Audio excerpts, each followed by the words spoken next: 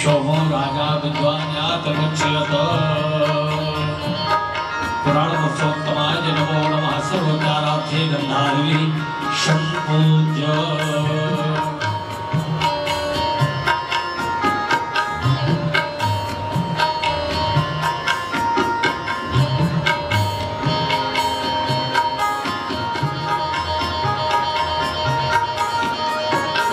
माल्यादीनि सुगन्धीनि मालित्यादीनि वै प्रभो मया हृदानि च पुष्पाणि पूजार्थं प्रतिगृहीत। श्री पुराण पुरुषोत्तमाय नमो नमः।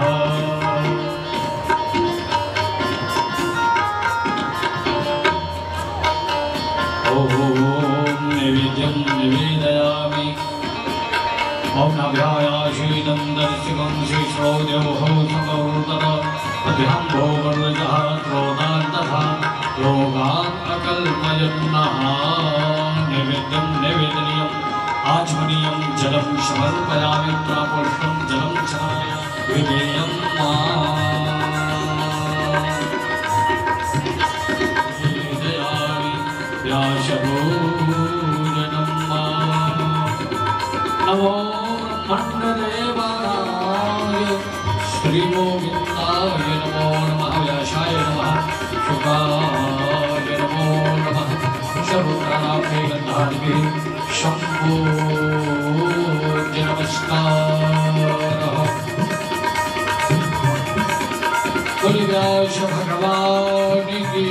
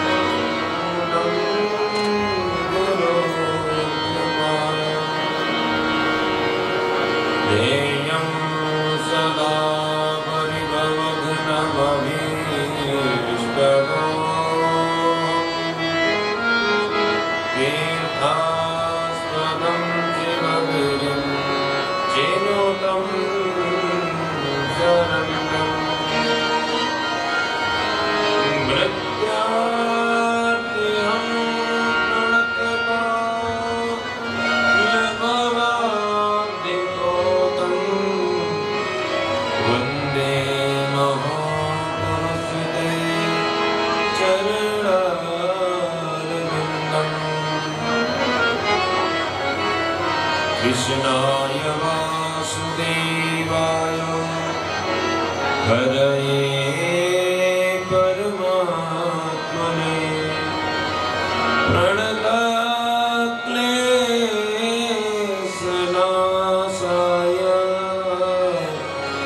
गोविन्दाय नमो नमः।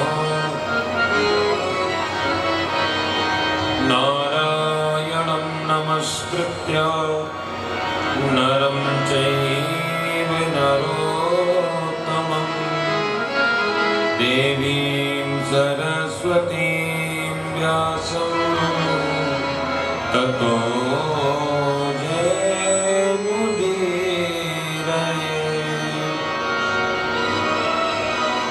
यत्र यत्र रघुनाथकीर्तनं तत्र तत्र कृतमस्तकाञ्जलिं बाष्पवारि परिपूर्णलोचनं मारुतिं नमत राजसान्तकम्।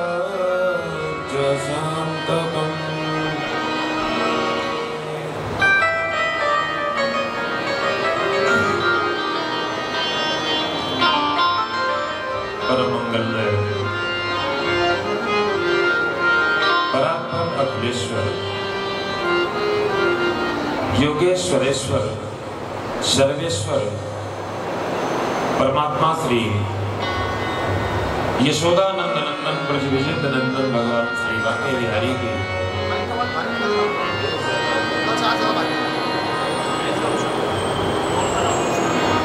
अहेतु की कृपा करुणा एवं उनके वाङ्मयी प्रतीक स्वरूप श्रीमद् भागवत महापुराण को प्रणाम करते हुए उनकी आह्लादनी शक्ति नित्य किशोरी वृषभान नंदिनी श्री राधा रानी के चरणों में नमन करते हुए परम पूज्य सद्गुरुदेव भगवान को प्रणाम करते हुए अपने पूज्य सरकार को प्रणाम करते हुए भगवान कैलाशवासी भगवान भूत भावन भोलेनाथ के रूप में जो आपके नेपाल की पावन धरती पर विराजमान भगवान पशुपतिनाथ हैं, उनके चरणों में प्रणाम करते हुए आज की इस पावन ज्ञान गंगा में प्रवेश करें। इस कथा के मुख्य संकल्पक मुख्य मनोरथी जिनके इस शुभ संकल्प से यह कथा आयोजित हुई है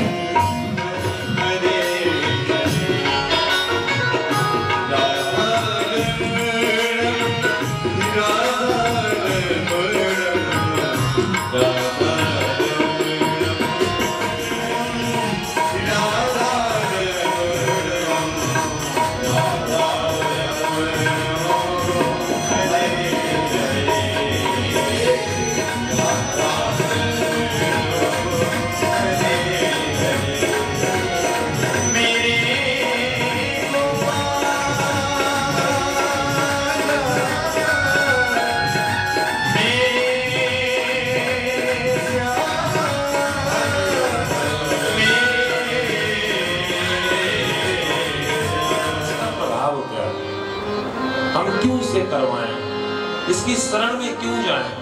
अगर जाएं तो कैसे जाएं? हमसे पहले किसने इसकी शरण लिया? कैसे कैसे लोगों का उद्धार हुआ? इन्हीं विषयों पर हम लोगों ने चर्चा की। भागवत की कथा एक सबसे बड़ी बात मुझे ऐसा लगता है, प्रायः ये सवाल लोगों के दिमाग में ज्यादातर आता होगा, हम कथा क्यों सुने? भागवत की कथा हो या राम कथा हो या कोई सत्संग या कुछ भी हो, हम ऐसा क्यों करें? ये सवाल लगभग सबके मन में आता है। तो सीधा सीधा इसका फायदा ये जान लें कि भागवत की कथा आपके लिए भगवान कृष्ण को आपके सामने लाती है या नहीं लाती, आपको मुक्त करती है या नहीं करती, आपको इन बातों तक पहुंचना ही नहीं। एक बात जान करके आपको कथा सुननी चाहिए। जैसे हम यहाँ रहना चाहते हैं, पृथ्वी में जब तक हमें रहना है तो यहाँ रहने के लिए हमें यहाँ की व्यवस्थाएं करनी पड़ेगी। और यहाँ रहना है तो घर भी बनाना होगा, मकान भी बनाना होगा, और गाड़ी घोड़ा फैक्ट्री दुकान मकान सब कुछ करना होगा। और यहाँ रहना कितने दिन है ये बात तो प्रायः सभी को पता। अधिकतम लोगों की आयु कलयुग में 100 वर्ष है। 100 तक कोई पहुंचता भी नहीं है, 100 बताया गया। 60 70 75 80 तक में लोगों का गोविंदा नमो नमः हो जाता है। तो जहां 60 70 वर्ष तक ही रहना है, वहां की तैयारी कितनी जोरदार चलती है लोगों को। रहना 60 वर्ष है, रहना 70 वर्ष है, और प्लानिंग महाराज सैकड़ों वर्षों की है। अगर इतनी बड़ी फैक्ट्री लगा लेंगे तो इतने लोग काम में हो जाएंगे, फिर हमारे बेटों को 3-4 पीढ़ी तक कुछ सोचना ही नहीं पड़ेगा। ऐसे ही तो बात करते हैं लोग, ऐसे ही तो बात करते हैं लोग। अरे भैया मेरे कल वाला कहाँ गया वो लड़का? कल इसकी जगह कोई दूसरा बैठा था, वो कहाँ गया? उसको बुलाइए।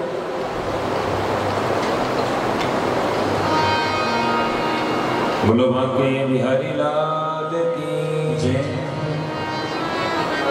तो मैं निवेदन कर रहा था,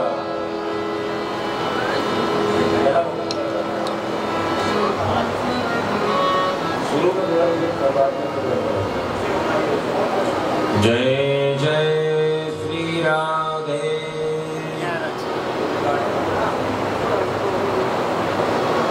वहां से जाकर की निगाहें इधर, जिसका जो काम है उसे करने दीजिए। आप लोगों का काम है कथा सुनना, तो आप सब लोगों की निगाहें इधर होनी चाहिए। आंख और कान दो चीजें इधर होनी चाहिए, बाकी जहां जाए जाने।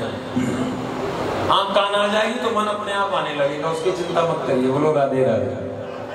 धीरे से नहीं, जोर से बोलना पड़ेगा। अब 7 दिन कम से कम बताना तो ना पड़े, एक दिन बता दिया, 7 दिन काम चला लो उसी से।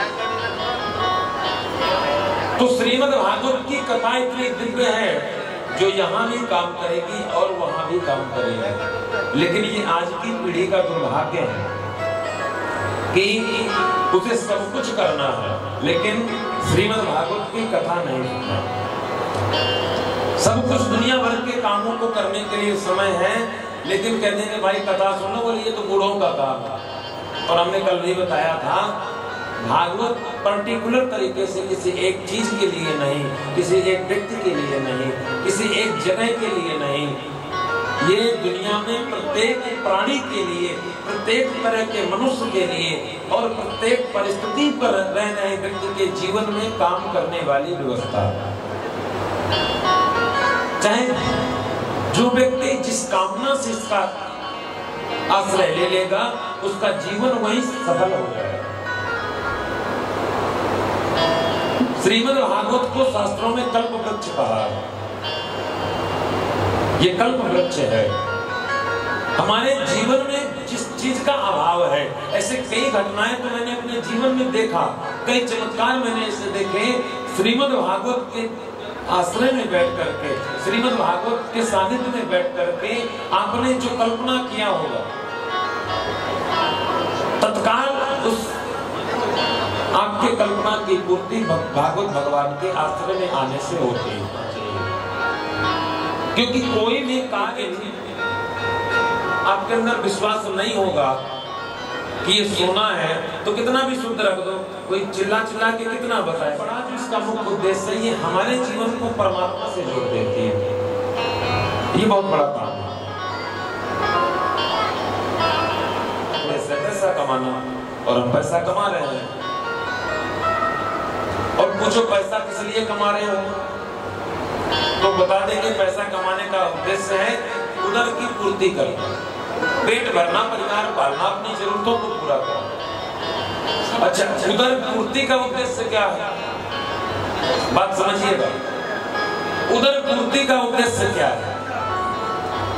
उदर पूर्ति का उद्देश्य है अगर हम अपने पेट को नहीं पालेंगे, अगर पेट की व्यवस्था नहीं देखेंगे तो हमारा शरीर नहीं चल पाएगा, जीवन चल नहीं पाएगा। इसलिए जीवन जीना है तो जीवन जीने के लिए उदर की पूर्ति आवश्यक है।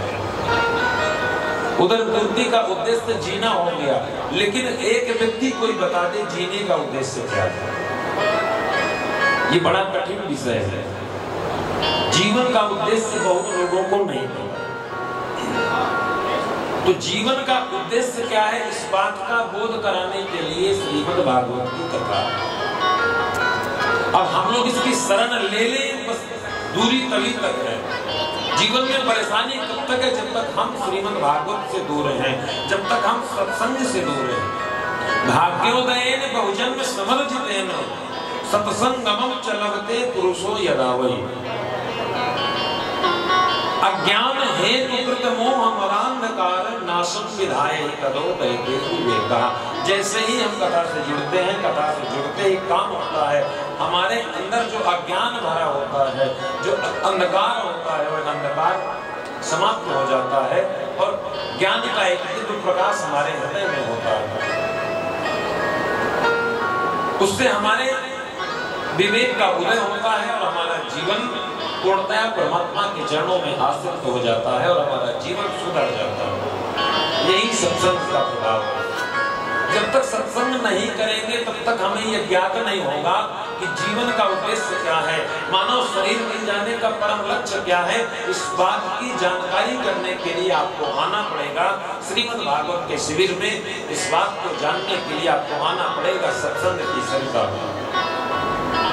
बिनु सत्संग विवेक न होय, बिनु सत्संग विवेक न होय,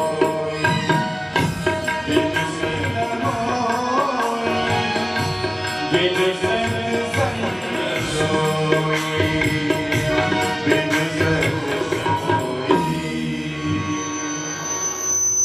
बिनु सत्संग विवेक न होय। तो जब तक सत्संग नहीं करेंगे तो पता ही नहीं चलेगा कि हम जीते किस लिए हैं। फिर तो वही कहानी हो गई जो हमने कल बताया था कि जो कथा नहीं सुनता उसका जीवन कैसा है।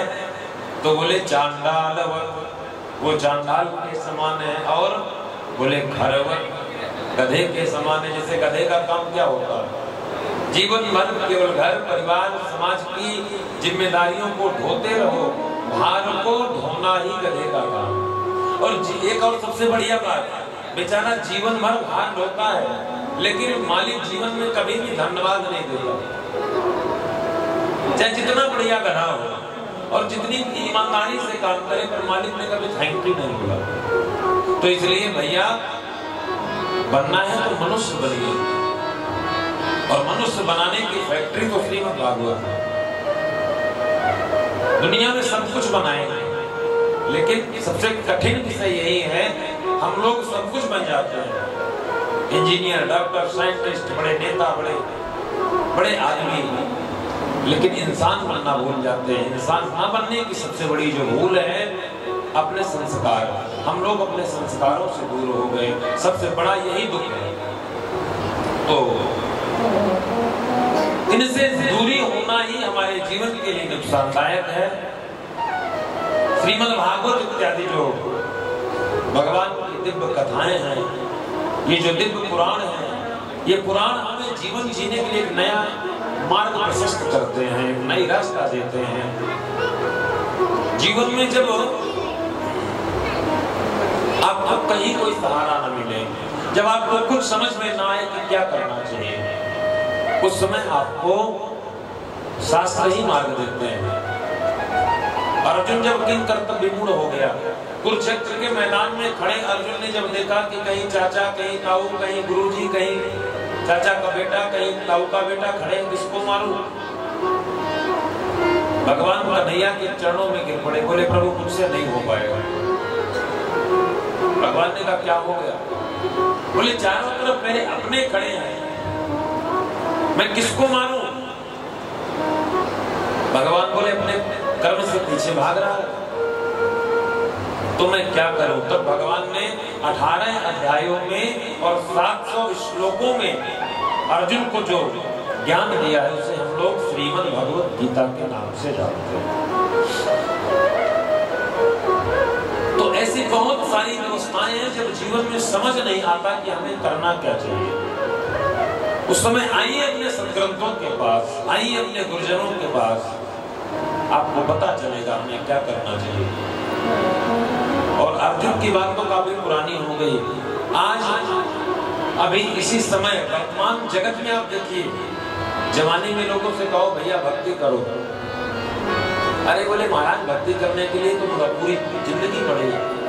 जवानी में थोड़ा मौज मस्ती कर ले, शादी ब्याह कर ले और बीवी बच्चों के साथ रह ले, थोड़ा आनंद कर ले, कुछ कमा करके पैसा रुपया इकट्ठा कर ले, और इतना ही करते करते रमण राधा रमण राधा रमण कहो। जगह की जरूरत नहीं है, ये हम वृंदावन जाएंगे तभी राधे राधे बोले। अरे विराटनगर में भी राधे राधे बोल सकते हैं, अगर बोल सकते हैं तो बोलिए जय जय श्री राम। मेरे कहने का मतलब सिर्फ इतना था कि हमारे पास सब कुछ करने के लिए समय है, लेकिन अपने लिए समय नहीं है। बंधुओं, अपने लिए समय निकालिए। इतना अगुण शास्त्र, इतने अगुण ग्रंथ हमारे सनातन ने हमको दिया है, हमारे धर्म ने हमको दिया है, हम लोग उनका फायदा नहीं उठा पा रहे, हम उनकी शरण में नहीं जा पा रहे, उन पर क्या लिखा है हम उसको ले नहीं पा रहे। एक संत कहा करते हैं, भारत में या विश्व के न्यायालयों में जहां जैसी व्यवस्था हो, आपने देखा होगा कि जब अदालत में मुकदमा आता है तो कहते हैं मैं गीता पे हाथ रख के कसम खाता हूं कि एकदम सच बोल रहा हूं।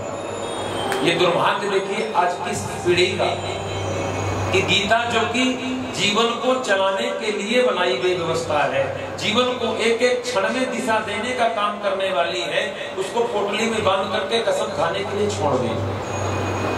गीता को कोर्ट में रखने की जरूरत नहीं है, गीता को हार्ट में रखने की जरूरत है।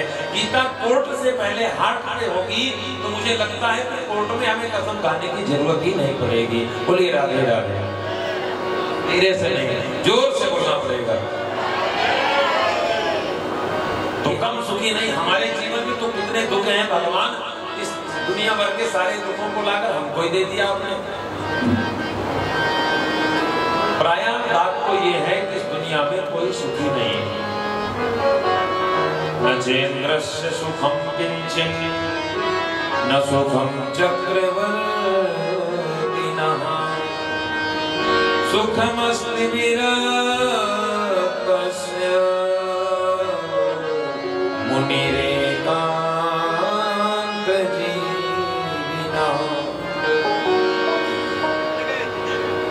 इस दुनिया में न तो इंद्र सुखी है, पूरे ब्रह्मांड की बात कही। आपको लगता है कि इंद्र इतनी बड़ी गद्दी का राजा है, स्वर्ग में बैठता है जहां सारी भोग सामग्री है, तो इंद्र भी सुखी नहीं है। न चेन्द्रस्य सुखम किंचिन न सुखम चक्रवर्तिनः। चक्रवर्ती सम्राट भी सुखी नहीं है। इतनी भोग सामग्री, जहां मनमांगी व्यवस्थाएं, लेकिन फिर भी उसके जीवन में भी दुख है, तो सुखी कौन है? सुखी वह है जो एकांत जीवी है, सुखमस्ति विरक्तस्य मुनिरेकांत जीविना, जो एकांतवासी है, जिसने अपना सब कुछ भगवान के भरोसे पर छोड़ दिया। एकांत जीवी का मतलब यह नहीं है कि जिसने घर छोड़ करके अपने आप को बन चला गया। एकांत का मतलब भीड़ में भी जो अकेला रहने की कला जानता हो। अगर आपके अंदर से दुनिया नहीं जाएगी तो मेरी बात पर ध्यान दीजिए, आप जंगल भी चले जाएंगे तो दुनिया आपके पीछे वहां भी चली जाएगी।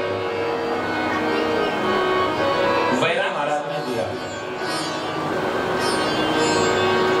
आत्मदेव पंडित जी ने कहा, बेटा बात तो बहुत सही कह रहे हो, पर मैं क्या करूं, मेरी अवस्था तो ऐसी हो गई, मैं क्या करूं। तब महाराज गोकर्ण जी महाराज ने उपदेश किया, पिताजी आप घर छोड़ करके वन की ओर चले जाइए।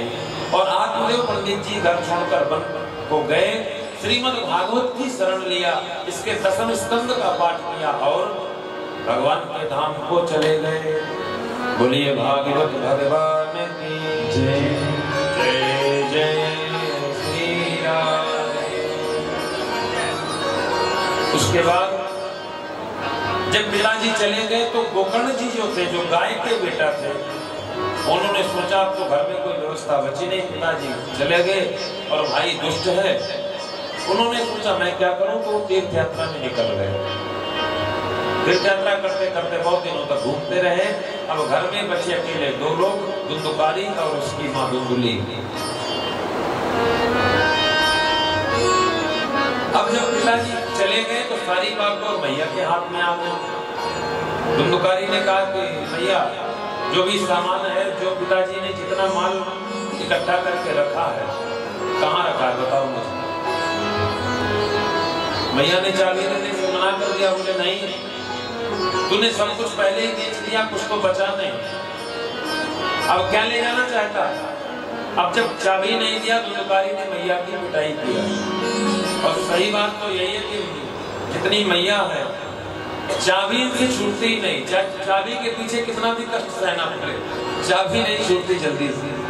धंधुकारी ने इतनी पिटाई किया लेकिन चाबी नहीं दिया।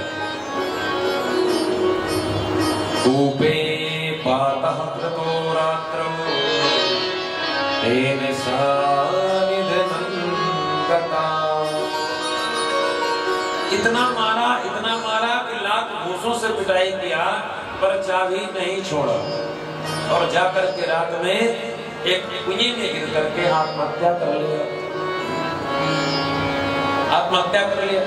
अब धंधुकारी पूरे घर में अकेला बचा। और अकेला आदमी, अगर संत अकेला है तो उसके लिए बहुत अच्छी बात है, लेकिन अगर कोई दुष्ट व्यक्ति अकेला है तो अकेले रहना शैतान, अकेला दिमाग शैतान का घर। धंधुकारी ने सोचा मैं क्या करूं, तो धंधुकारी महाराज उसने क्या किया, 5 वेश्याओं को बाजार से ला करके रख लिया।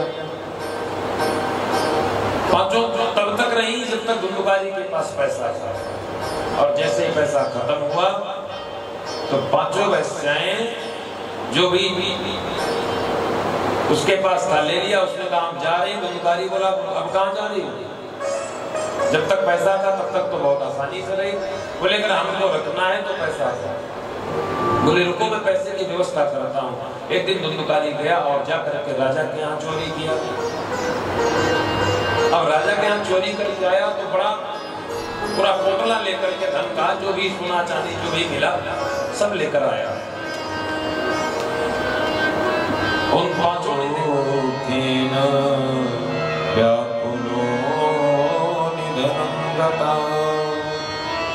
तप्तांगार समूहाश्च तन्मुखे निचिक्षिपो, जलते हुए लकड़ी के अंगारों को उसके मुख में ठोस कर मार डाला। सारे के सारे समाप्त हो गए। पिताजी चले गए भगवान के धाम, भैया चले गए, हाँ सारे लोग रहते थे। आसन लगाया, आसन लगा करके रात्रि का समय था, आराम। एक दिन कहीं से घूमते घूमते घूमते घूमते, भैया कौन हो तुम, तुम्हारा परिचय क्या है, और तुम इस प्रकार से मुझे डरा क्यों रहे हो, अपना परिचय बता। भैया मेरा नाम धंधुकारी है, मैं आपका ही छोटा भाई हूँ। तो तुम्हारी ऐसी स्थिति कैसे हो गई? धुंधकारी ने कहा भैया स्वकीय नैव दोष है, मैंने अपने ही कर्मों से अपनी ऐसी स्थिति कर लिया। धुंधकारी ने भैया गोकर्ण से करोड़ उपकार किया, भैया आप मेरी कृपा करके मेरे ऊपर उपकार करो और मुझे इस योनि से बाहर निकालो। गोकर्ण भैया ने कहा भैया मैंने तेरे लिए तो गया में पिंडदान भी किया था, लेकिन क्या गया के पिंडदान से तेरी मुक्ति नहीं हुई? मैंने तेरे लिए, मुझे पता चला था जब तू खत्म हुआ, जब तेरा शरीर पूरा हुआ था, मुझे उसी समय ये समाचार प्राप्त हुआ था, मैंने तेरे लिए गया में पिंडदान किया था। धुंधकारी ने कहा भैया गया में एक बार के पिंडदान से नहीं, गया श्राद्ध सतेनापि मुक्तिर्मे न भविष्यति। आप 100 बार गया में श्राद्ध कर दोगे तो भी मेरी मुक्ति होने वाली नहीं। 100 बार श्राद्ध करने से भी मैं मुक्त नहीं हो सकूंगा। क्यों? क्योंकि मैंने इतने पाप किए हैं, इतने पाप किए हैं जितने पाप गया के श्राद्ध से पूरे नहीं हो सकते। उसको वैसा ही करिए। माना कि कुछ चीजों का स्वरूप बदल सकता। जब सुखदेव भगवान ने कथा सुनाई होगी तब साउंड सर्विस की व्यवस्था नहीं होगी, तब जेटीएस का माइक नहीं आता होगा, जेबीएल का बॉक्स नहीं आता होगा। तो ये व्यवस्थाओं की बात नहीं, मैं अनुष्ठान और पूजन की पद्धति की बात कर रहा हूँ। जो चीज जैसी लिखी उसको वैसा ही स्वीकार करिए, तब अनुष्ठान अपना वही फल देगा जो आज से पहले देता रहा। एक बार प्रेम से बोलिए भागवत भगवान की। और कथा के मध्य में भगवान का खूब संकीर्तन करें। और जैसे ही संकीर्तन की बात सुनी तो महाराज प्रहलाद जी कथा के मध्य में प्रकट हो गए। प्रहलाद स्थालधारी करल गति तया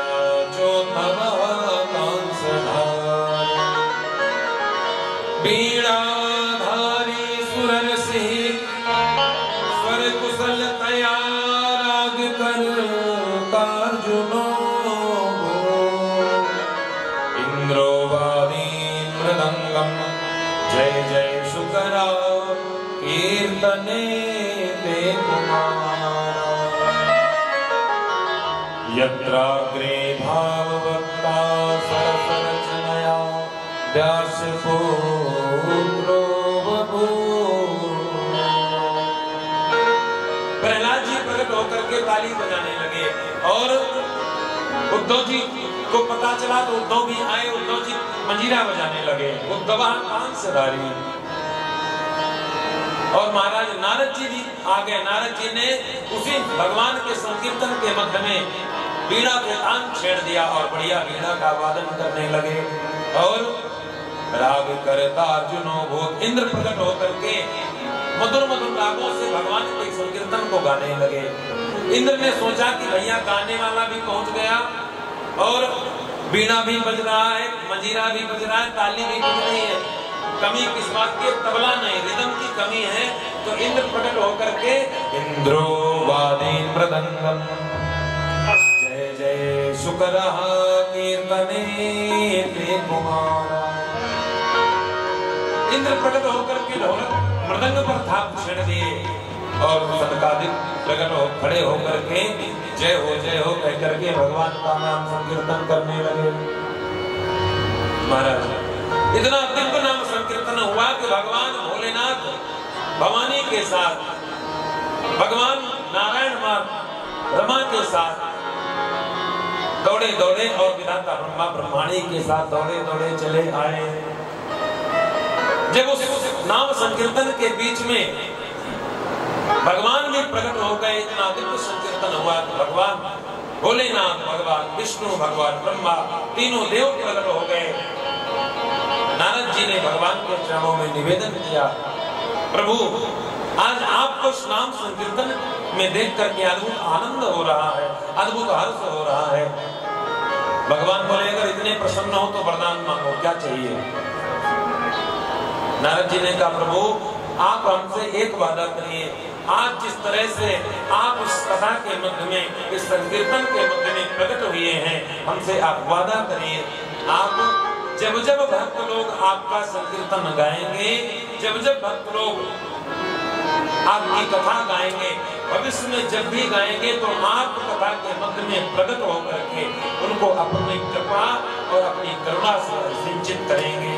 और आप ये वरदान हमको दीजिए कि हमारे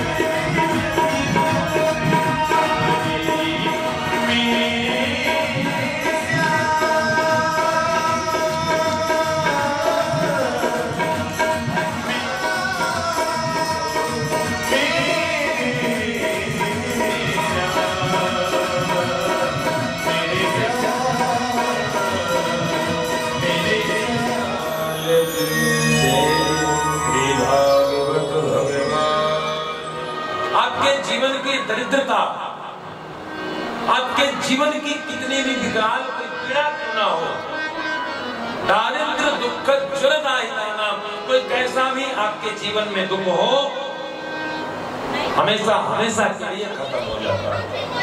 और माया पिशाची परिमरदितानां, हम जो माया के बंधन में बंधे फंसे पड़े हैं, एक एक जीवन के बंधन को श्रीमद् भागवत की कथा इतनी आसानी से खोलती है, जैसे कोई छोटे से गाय के बछड़े को कोई छोटा सा बच्चा खोल लेता है। दारिद्र्य दुख ज्वरदायितानां माया पिशाची परिमर्दितानां संसार सिन्धौ परिवातितानां क्षेमाय वै भाग्यवतं प्रदर्शति।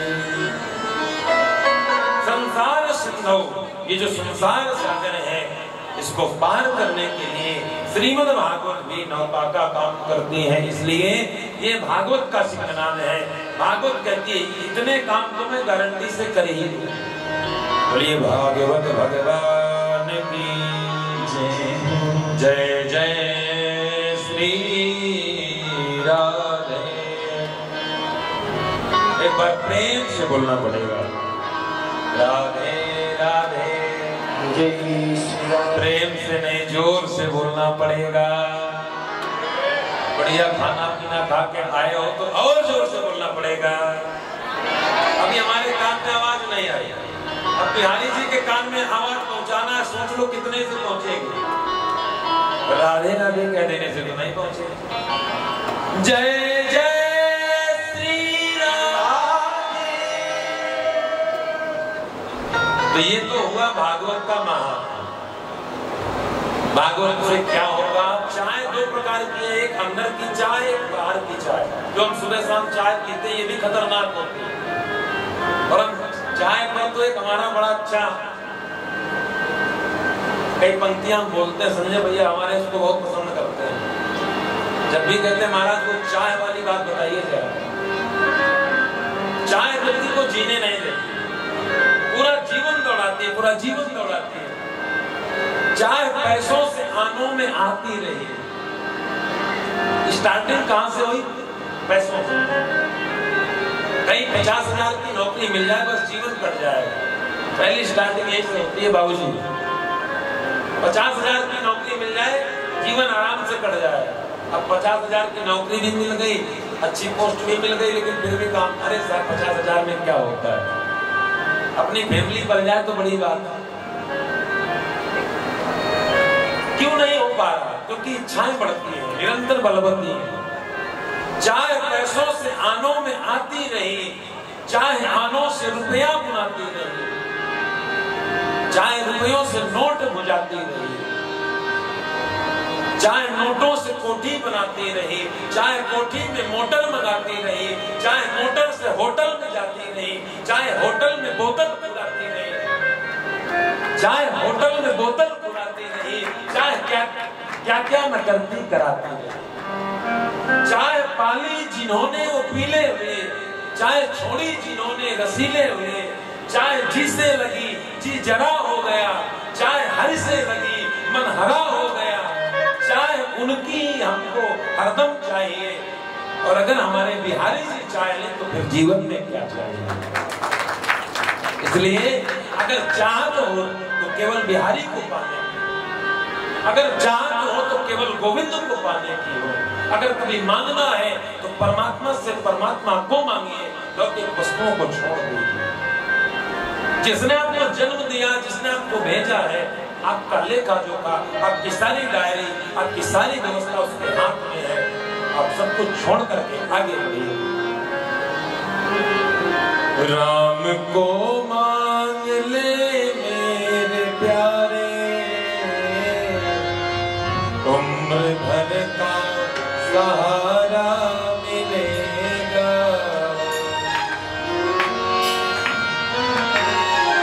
राम को मांग ले मेरे प्यारे, उम्र भर का सहारा मिलेगा। राम को मांग ले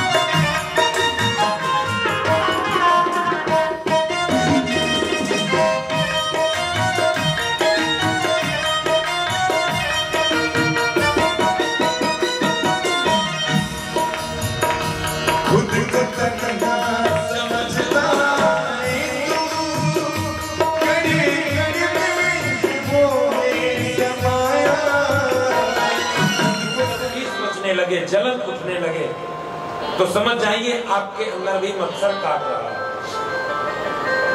मच्छर की दवा तो थोड़ा सस्ती है, मच्छरदानी लगा लोगे, ऑल आउट लगा लोगे, लेकिन मच्छर की दवा थोड़ी महंगी है। प्रयत्न करने पर, सत्संग करने पर, सच्चे सद्गुरु के सानिध्य में जाने पर ये मच्छर आपको काटना बंद करेगा। इसलिए भागवत सुनने का सच्चा अधिकारी वही है जो निर्मत्सर है, जिसके अंदर मत्सर नहीं। सर्वे भवन्तु सुखिनः, सर्वे सन्तु निरामया, सर्वे भद्राणि पश्यन्तु मा कश्चित् दुःखभाग् भवेत्। ऐसी भावना जिसकी है वो भागवत सुनने का अधिकारी है। तो भागवत सुनने का अधिकारी कौन और भागवत सुनने से होगा क्या? वेद्यं वास्तव वस्तुतम् मत्र वस्तु शिवदम्। भागवत सुनने का जैसे ही हमने संकल्प लिया, हमारे जीवन में हमारा कल्याण होगा। शिवदम माने कल्याणम और तापत्रयोन्मूलनम, हमारे जीवन के तीनों ताप नष्ट हो जाए। तीनों ताप हमने कल बताया था, दैहिक, दैविक और भौतिक। और जैसे ही हमारे अंदर भागवत सुनने की उत्कंठा उदित होती है तो श्रीमद् भागवते महामुनि कृते किमुवा परैरीश्वरः सत्यो हृदि अवरुद्धते पृथ्वी शुश्रूषुभिस्तच्छः। हमारे अंदर जैसे भागवत सुनने का संकल्प आया कि चलो कथा सुनने चलते हैं, कथा सुनने का संकल्प करते ही हमारे हृदय में तत्क्षणात् ईश्वरा हृदि अवरुद्धते, हमारे हृदय में भगवान अवरुद्ध हो जाते हैं। अब समझिए इतनी क्षमता इस कथा में है जिसके सुनने के संकल्प मात्र से ही परमात्मा का अनुभव, परमात्मा का हमारे हृदय में प्राकट्य हो जाता है। जब कथा सुन लेंगे तो क्या होगा। और नैमिषारण्य की पावन भूमि में 1000 वर्ष का दिव्य सत्र लगा है। भागवत का स्वरूप बताया तीसरे श्लोक में, निगम कल्प तरोर गलितम फलम सुख मुखाद द्रव संयुतम पिबत भागवतम रसमालयम मोरहो रसिका लुंगाबुका। ये भागवत क्या है? ये भागवत वेद रूपी वृक्ष का पका हुआ फल है। धीरे धीरे करके डाली पर डाली होते हुए पृथ्वी पर आया। पहले ये फल नारायण रूपी डाली से टूटा तो ब्रह्मा की डाली पर आया, फिर ब्रह्मा की डाली से नारद की डाली पर आया, नारद की डाली से व्यास की डाली पर आया, व्यास की डाली से सुक डाली पर आया, सूत डाली पर आया, और सूत और सुक की डाली से राजा परीक्षित तक पहुंचा, और सूत की डाली से सौनक आदि 88,000 ऋषियों तक पहुंचा, और वही ऋषियों की डाली के माध्यम से आज यह फल, यह दिव्य ग्रंथ आज हम लोगों को भी प्राप्त हो रहा है। यही श्रीमद् भागवत का स्वरूप है। महाराज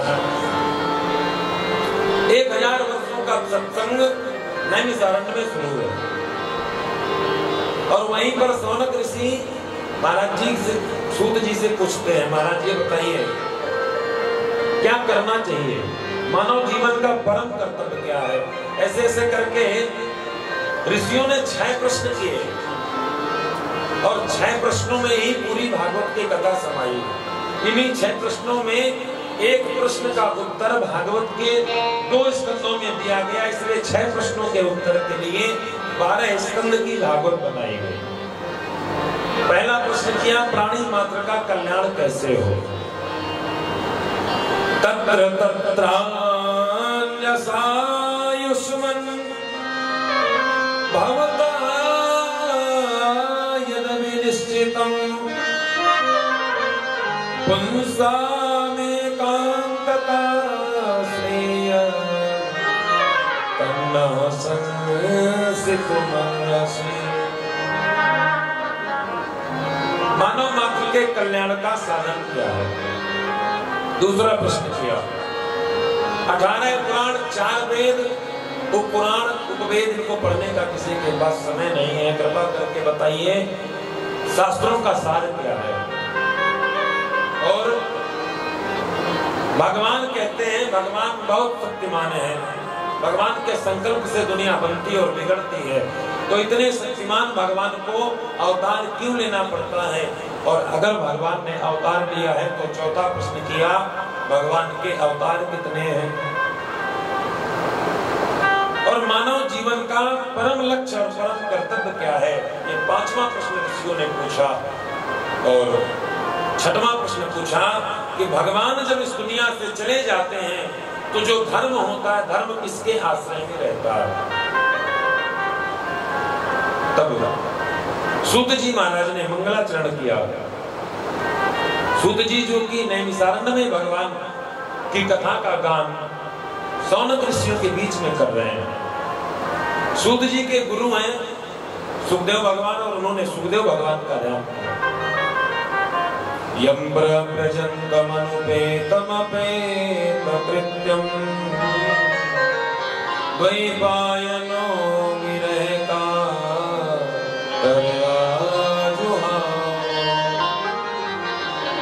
पुत्रेति तन्मयतया तरवोऽभिनेदो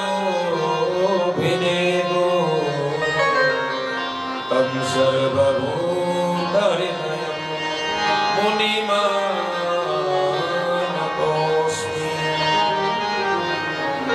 भगवान सुखदेव जी को प्रणाम किया। सुखदेव जी का अद्भुत जीवन है। मां के गर्भ में 12 वर्षों तक रहे, और 12 वर्षों तक गर्भ में रहने के बाद जब व्यास जी ने कहा बेटा बाहर निकल आओ, सुखदेव जी ने कहा पिताजी मैं बाहर नहीं आऊंगा। क्यों? बोले कि विष्णु की माया मुझे पकड़ लेगी, ये माया बड़ी खतरनाक है। व्यास जी ने कहा बेटा नहीं, मैं आपको वचन देता हूँ, आपको विष्णु की माया नहीं पकड़ेगी। सुखदेव भगवान ने कहा आपके वचन देने से कुछ नहीं होगा।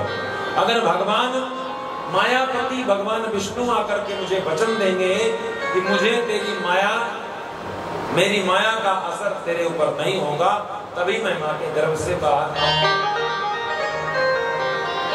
तब भगवान विष्णु को आना पड़ा। भगवान विष्णु आए, आकर के सुखदेव भगवान से वादा किया तेरे ऊपर मेरी माया का प्रभाव नहीं होगा। तब भगवान सुखदेव पैदा हुए, और जब पैदा हुए तो पैदा होते ही जंगल चले गए।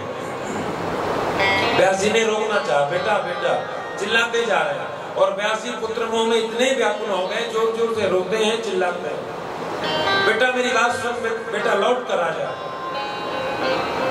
सुखदेव जी लौट कर नहीं आए, बल्कि सुखदेव जी की ओर से वृक्षों ने उनको उत्तर दिया कि महाराज ये आप जिसको अपना बेटा मान रहे हैं, ये जा रहा है और जा करके जगत का कल्याण करेगा, इसलिए व्यास जी इसको जाने दीजिए, इसको रोकिए मत। पुत्रेति तन्मयतया तरवोऽभिनेदो तं सर्वभूतहृदयं मुनिमानतोऽस्मि।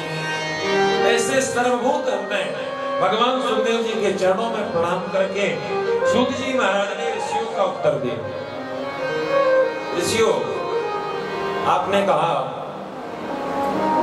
मानव का परम कर्तव्य क्या है? तो मानव मात्र का परम कर्तव्य है भगवान की भक्ति करना। भगवान की भक्ति करना चाहिए। तो भक्ति कैसी करें? सवै पुंसां परो धर्मो यतो भक्तिरधोक्षजे अहेतुक्या प्रतिहता ययात्मा संप्रसीदति। भगवान की भक्ति करें। भक्ति कैसी करें? अहेतुकी। अहेतुकी शब्द का मतलब होता है जिसमें कोई हेतु ना हो, जिसमें हमारा कोई स्वार्थ ना हो, जिसमें हमारी कोई कार्य सिद्धि ना हो। भक्ति दो प्रकार की होती है, एक हेतुकी भक्ति और एक अहेतुकी भक्ति। तो महाराज भक्ति कैसी करें?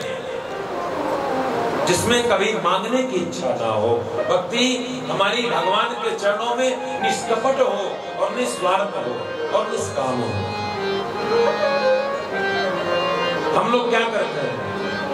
भगवान के पास जाते हैं भगवान के पास जाकर और भगवान के मंदिर में 2 अगरबत्ती जलाई, एक छोटा सा फल ले लिया और इतना सा दूध नहला दिया और 4 चिनौरी का भोग लगा दिया और इतना सब कुछ करने के बाद भगवान से मांगते क्या है?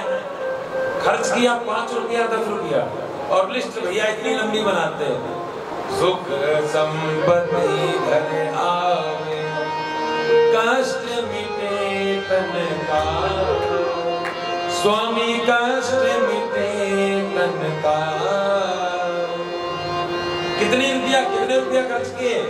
2 चिन्हरी, 2 अगरबत्ती और 1 फल। इतने में मान क्या क्या लिया? सारे दुनिया की सुख संपत्ति मेरे घर में आ जाए और सारे दुनिया की संपत्ति आ जाए, सारे शरीर का कष्ट भी मिट जाए। अच्छा, कभी मांगते मांगते शर्म नहीं आती लोगों को? कभी शर्म आनी चाहिए।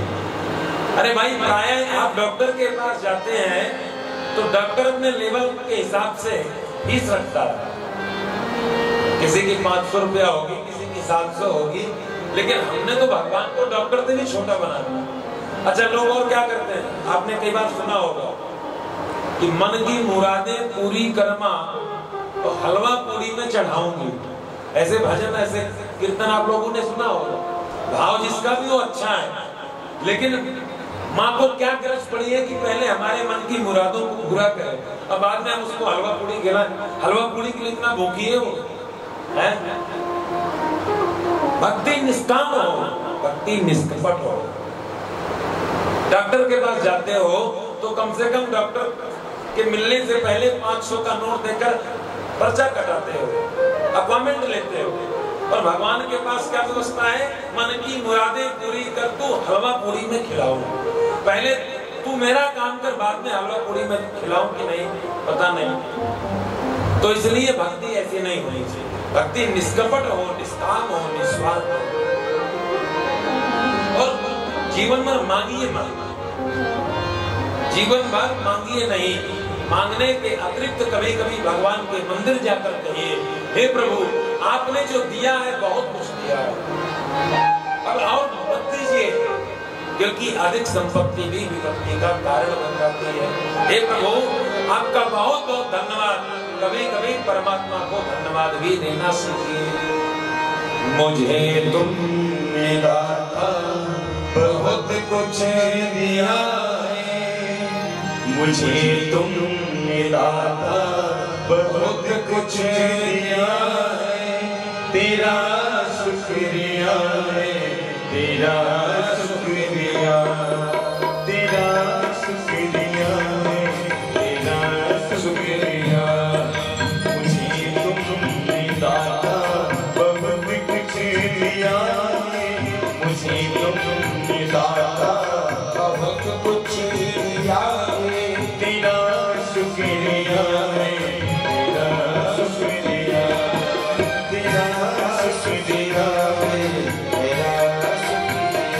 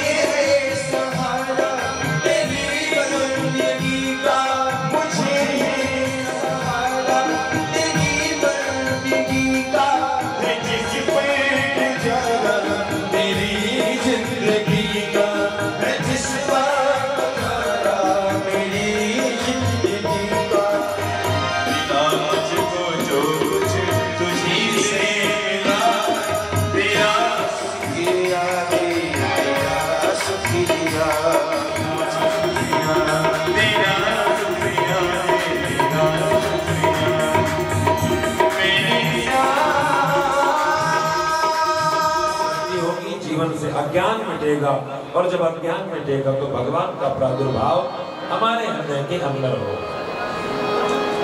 उसके बाद भगवान के अवतार कितने हैं? भगवान के अनंत अवतार बताए, मुख्य रूप से भगवान ने 24। और उसके बाद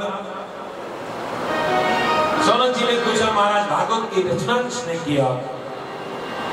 मैं बताता हूँ। उधर परमात्मा विजय की रात्रि का उत्सव मनाने के लिए पांचों पांडवों को निकाल करके शिविर से बाहर ले गए और शिविर में द्रौपदी के पांचों पुत्रों को ले डाली। अश्वत्थामा आया और शिविर में सोते हुए पांचों पांडवों के पुत्रों को उनका सिर काट लिया और सिर काट कर लेकर दुर्योधन के पास पहुंच गया। दुर्योधन ने जैसे सिर को देखा, दुर्योधन पहचान गया ये तो पांडव नहीं, पांडव पुत्र हैं। दुर्योधन ने कहा, मित्र तूने सब गड़बड़ कर दिया। अरे इन बच्चों से मेरी दुश्मनी थोड़ी ना थी, मेरी दुश्मनी तो पांडवों से है। और महाराज दुर्योधन का प्राणांत हो गया, दुर्योधन मर गया, क्योंकि दुर्योधन को श्राप था। दुर्योधन की मृत्यु के लिए दुर्योधन को श्राप था। दुर्योधन की मृत्यु उसी समय होगी जब उसको सुख और दुख दोनों एक साथ होंगे, तभी दुर्योधन मरेगा। तो जब दूर से आते हुए अश्वत्थामा को हाथ में मुंडी देखा तो दुर्योधन खुश हो गया कि ऐसा लगा मानो पांडव मर गए, और पांडवों के मरने का हर्ष हुआ, सुख हुआ। लेकिन जैसे नजदीक आकर के देखा पांडव के पुत्र हैं, दुर्योधन दुखी हो गया। इन बच्चों से मेरी कोई दुश्मनी नहीं है, तूने गलत बना दिया। दुर्योधन दुखी हुआ, दुर्योधन का प्राणांत हो गया। अब तो अश्वत्थामा घबराया, पीछे से भगवान की नजर पड़ी, देवी द्रौपदी का रो रो कर बुरा हाल हो गया। सारे पांडव खड़े हैं, भगवान मंदिर में खड़े हैं। भगवान ने देवी द्रौपदी को समझाया। अर्जुन ने प्रतिज्ञा करी थी कि तुम चिंता मत करो, जिसने भी ऐसा ये निंदनीय कुत्सित कार्य किया है मैं उसे जीवित नहीं छोड़ूंगा, चिंता मत करो। भगवान को अर्जुन ने रथ पे बिठाया और अर्जुन सीधा दौड़ पड़े। जाते जाते आगे नजर पड़ी, अश्वत्थामा को देखा। अश्वत्थामा ने डर के मारे कि अर्जुन है, अगर अर्जुन ने अपना गांडी उठा लिया तो फिर कोई रोकने वाला और कोई बचाने वाला नहीं है। इसलिए अश्वत्थामा घबराया, घबरा करके ब्रह्मास्त्र छोड़ दिया। जैसे ब्रह्मास्त्र छोड़ा, अर्जुन घबराए। अर्जुन भगवान से बोले, प्रभु मेरी रक्षा करो। कृष्ण कृष्ण महाबाहो भक्तानां अभयंकर, त्वमेको दह्यमानानां अपवर्गो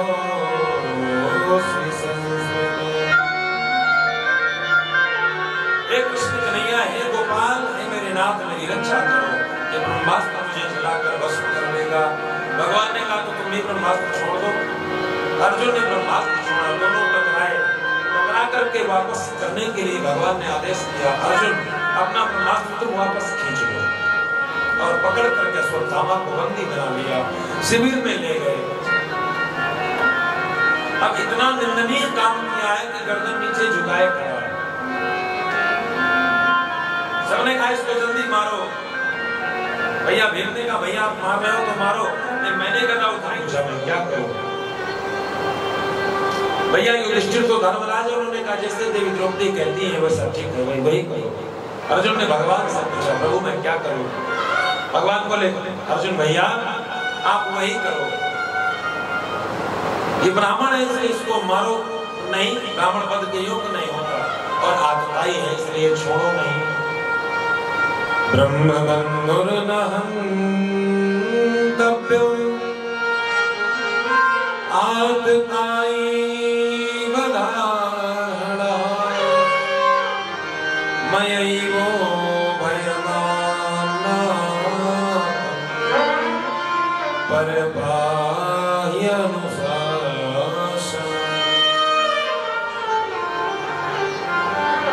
ब्रह्मबन्धुर्नहन्तव्यम्, ये ब्राह्मण इसलिए मारो नहीं, ब्राह्मण कभी भी मारने की योग्य नहीं होता, और आतताई इसलिए इसको छोड़ो नहीं। अर्जुन समझ गए। अर्जुन बोले, प्रभु सब समझ गया। अर्जुन ने अश्वत्थामा के मस्तक से ब्रह्म तेज की चमकती हुई मणि को निकाल लिया, शिविर से धक्का मार कर निकाल लिया और सम्माननीय पुरुष का मान ही उसकी मृत्यु है। अगर किसी बहुत समझदार सम्माननीय व्यक्ति का जो चर्चित व्यक्ति है, उनके बुआ ने कहा, प्रभु अगर आप हमें वरदान देना चाहते हो तो हमको एक वरदान दे दो, दुख। बड़ा विलक्षण वरदान देगा। लोग दुनिया में सुख मांगते हैं, लेकिन कुंती मैया ने दुख मांगा। दुख क्यों मांगा? क्योंकि जब तक जीवन में सुख रहा तब तक सुख में गोविंद नहीं रहे, जब तक जीवन में दुख रहा तब तक एक एक पल गोविंद हमारे साथ बने रहे। कुंती बुआ कहती है, हे माधव, हे कन्हैया, दुख इसलिए जरूरी है कि जब जब जीवन में दुख रहेगा तब तक आप या तो आपकी याद रहेगी, इसलिए हमारे जीवन में दुख बहुत है। और सच बात तो यही है, भक्त का भाव भी यही है। कुंती बुआ कहती है, भगवान या तो जीवन में आप रहे या तो आपकी याद रहे, अगर ये नहीं है तो जीवन ही ना रहे, क्योंकि बिना भगवान के जीवन में कोई स्वाद नहीं है, सूखा जीवन है। अगर देना चाहते हो, भगवान बोले दुख तो मेरे खजाने में नहीं है, तो बोले फिर एक काम करो, हे माधव ऐसा वरदान दे दो, हर पल तुम्हारी याद आती रहे मोहन, आती रहे, हर पल तुम्हारी याद आती रहे मोहन, आती रहे, हर पल तुम्हारी याद आती रहे मोहन, आती रहे, तेरी छवि मन को लुभाती रहे, हर पल तुम्हारी याद आती रहे मोहन, आती रहे, हर पल तुम्हारी याद आती रहे मोहन, आती रहे, तेरी छवि मन को। और भैया भीम, दुर्योधन, नकुल और सहदेव कह रहे हैं, इसको जल्दी मारो, ये आतताई है, इसने छोटे छोटे बच्चों की हत्या किया। अर्जुन ने कहा, हर पल तुम्हारी याद आती रहे मोहन, आती रहे, हर पल तुम्हारी आती रहे।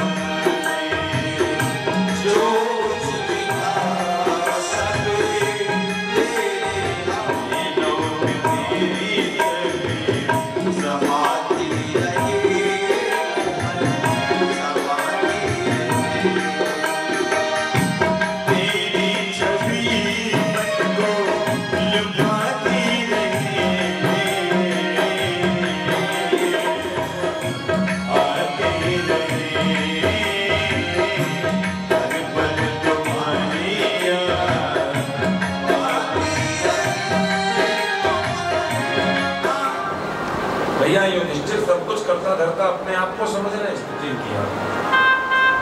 और उसके बाद पितामह भीष्म का महाप्रयाण हुआ। भगवान कृष्ण द्वारिका चले गए। द्वारिका में भगवान ने जाकर के द्वारिका की राज व्यवस्था को संभाली। इधर जिस बालक को भगवान छोड़ करके गए थे उस बालक का जन्म हुआ और ब्राह्मणों ने उसकी कुंडली बांची। राजा दशरथ के समान प्रजा पालक होगा, राम के समान मर्यादा का पालक होगा और सिंह के समान पराक्रम होगा, अग्नि के जैसा तेज होगा। जन्म लेते ही वह बालक फालती मारकर पृथ्वी पर बैठ गया, चारों तरफ घूमने लगा। ब्राह्मणों ने उसका नाम रख दिया परीक्षित। क्यों? जब वो बालक पैदा हुआ, पैदा होते ही इतना अद्भुत बालक है कि फालती मारकर जमीन पर बैठ गया, चारों तरफ देखने लगा। वो कहां गया जिसने गर्भ में मेरी रक्षा की? सारे तो दिख रहे हैं पर वो कहां चला गया जिसने गर्भ में मेरी जान बचाई? ब्राह्मणों ने उसका नाम रख दिया परीक्षित। परिता एक छत्री यशसा परीक्षिता, जो चारों तरफ कुछ चाह रहा है, कुछ ढूंढ रहा है। ब्राह्मणों ने कुंडली बांची। ये बहुत पराक्रमी होगा, बड़ा तेजस्वी होगा, मनस्वी होगा, राम के जैसा होगा, दशरथ के समान होगा। लेकिन एक ब्राह्मण के श्राप से इसकी मृत्यु होगी। अन्नों ने पूछा महाराज ऐसा क्या होगा? तक्षकादात्मनो मृत्युं द्विजपुत्रोपसर्जिता प्रपश्यत उपस्त्र्योऽद्य मुक्तसंगः पदं हरे। आप चिंता मत करिए, इसको एक ब्राह्मण का श्राप तो मिलेगा, लेकिन एक ऐसा महापुरुष उसके जीवन में आएगा जो इसके जीवन को और अच्छा बना करके इसे परम पद प्राप्त करा देगा।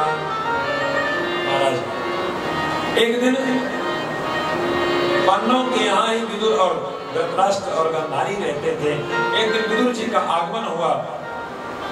विदुर जी ने महाराज धृतराष्ट्र से पूछा, पांडव आपकी सेवा करते हैं कि नहीं? जब पांडव के जो काका धृतराष्ट्र हैं उनके सारे पुत्र मर गए तो अपने काका को लेकर, जिसने जीवन भर पांडवों के प्रति केवल नफरत का बीज बोया, आज पांडव उसको अपने घर में रख करके उसकी सेवा कर रहे हैं। एक दिन विदुर जी आए।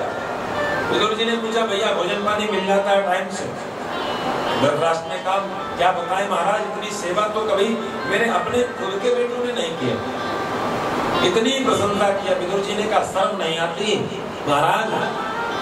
जिन 5 बच्चों को मारने के लिए जीवन भर आपने अपने 100 पुत्रों को खुला छोड़ दिया, आज उन्हीं के टुकड़ों पर जैसे कुत्ता पलता है उस प्रकार टुकड़ों पर पलते हुए आपको लज्जा नहीं आती और उन्हीं की प्रशंसा करते हैं।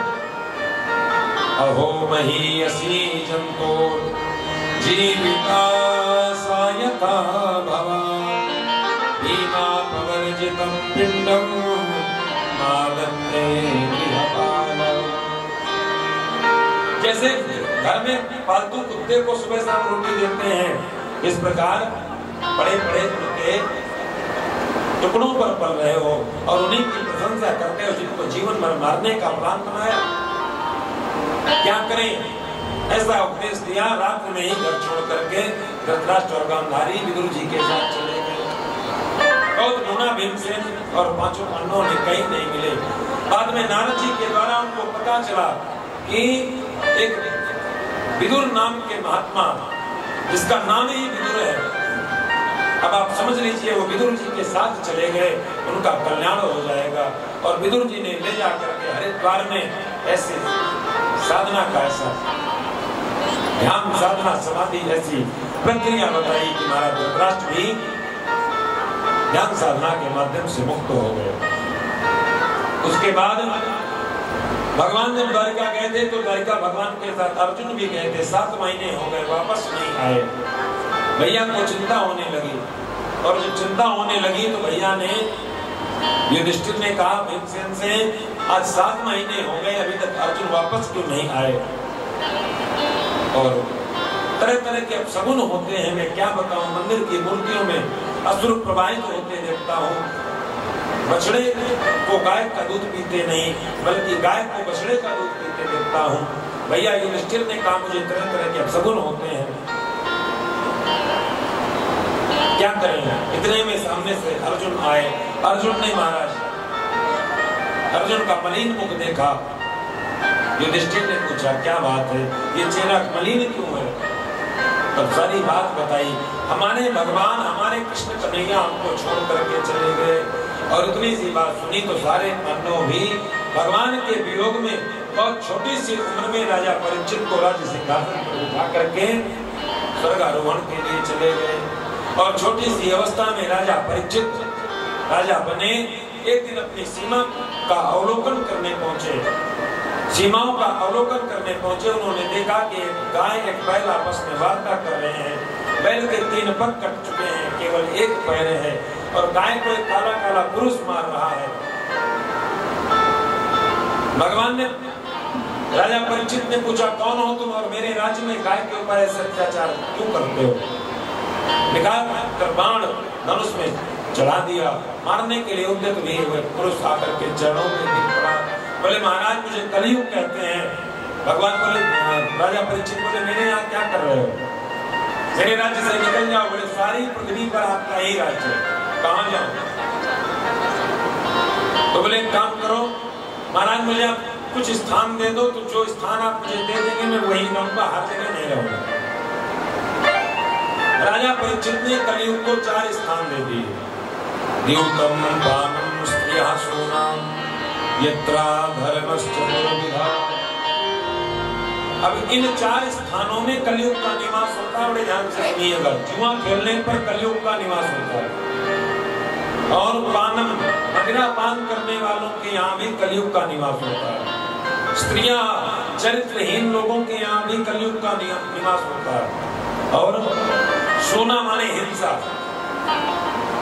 हिंसा का मतलब अत्याचार। अब अत्याचार कई तरह के होते हैं। जहर एक मीठा भी होता है जिसको लोग स्वीट पॉइजन कहते हैं। किसी को दबा कर मारना, किसी जीव की हत्या करना या किसी को आंतरिक तरीके से परेशान करना भी हत्या ही है। ये भी अत्याचार है। इसलिए जहाँ हिंसा होती होगी वहाँ भी कलयुग का निवास है। कलयुग ने सोचा जैसी काली काली शकल वैसा काला काला स्थान। बोले भगवान एक आध कोई अच्छे अच्छे स्थान में दे दो जिनको मैं अपना थोड़ा ड्राइंग रूम बना सकूं। ये क्या सब ऐसे ऊट पटांग के कमरे रहने के लिए दे दिए। तब भगवान महाराज राजा परीक्षित ने कहा कि आप जाओ सोने में आज से आपका वास। सोने में भी अपना वास दे दिया और सोने में वास देकर के चले गए। अपने घर पहुंचे। घर जा करके उन्हीं के राज्य में रखा हुआ था जरासंध के यहाँ से लाया हुआ मुकुट उसको पहन लिया। अगले दिन पुनः अपने राज्य की सीमाओं का अवलोकन करने गए। और जब सर पे कलयुग सवार हो गया तो महाराज कलयुग के सवार होने पर सब उल्टा पुल्टा हो गया। महाराज समीक मुनि की कुटिया में पहुंच गए। कुटिया में पहुंच करके राजा को भूख और प्यास लगी। जब भूख प्यास लगी तो कुटिया बंद दिखी। समीक मुनि समाधि में बैठे थे। राजा को लगा कि हमको देख करके समाधि में बैठ गया। ये समाधि में नहीं है, झूठ मूठ समाधि बना रहे। उन्होंने एक सर्प उठाया, मरा हुआ सर्प मुनि के गले में डाल दिया और गले में डाल करके अगर असली होगा तो बैठा रहेगा, अगर नकली होगा तो भी डर करके बच जाएगा। लेकिन समाधि तो असली थी, समाधि खुली नहीं। बाद में ये बात किसी ने समीप ऋषि के पुत्र को बताया। वो दौड़कर आया। श्रृंगी ऋषि ने देखा तो श्रृंगी ऋषि परेशान हो गए, जोर जोर से रोने लगे और कौशिकी नदी में स्नान कर रहे थे। उसी नदी का जल हाथ में लेकर के श्राप दे दिया, जिसने भी मेरे पिताजी के गले में ये मरा हुआ सर्प डाला है मैं उसे श्राप देता हूँ। आज से 7वें दिन तक्षक नाम का सर्प उनको डस देगा और उसकी मृत्यु हो जाएगी। ये बात जब राजा परीक्षित को महाराज समीक मुनि को पता चली तो समीक मुनि ने राजा परीक्षित को संदेश के माध्यम से ये बात जानकारी दिया और राजा परीक्षित से कह दिया अपनी मुक्ति का उपाय कर लो। आज से 7 दिन ही तुम्हारे जीवन के लिए तुम्हारे पास है। 7 दिनों में अगर कुछ कर सकते हो तो 7 दिनों में अपनी मुक्ति का कोई साधन करो। राजा परीक्षित ने वलकल वस्त्र त्याग दिए और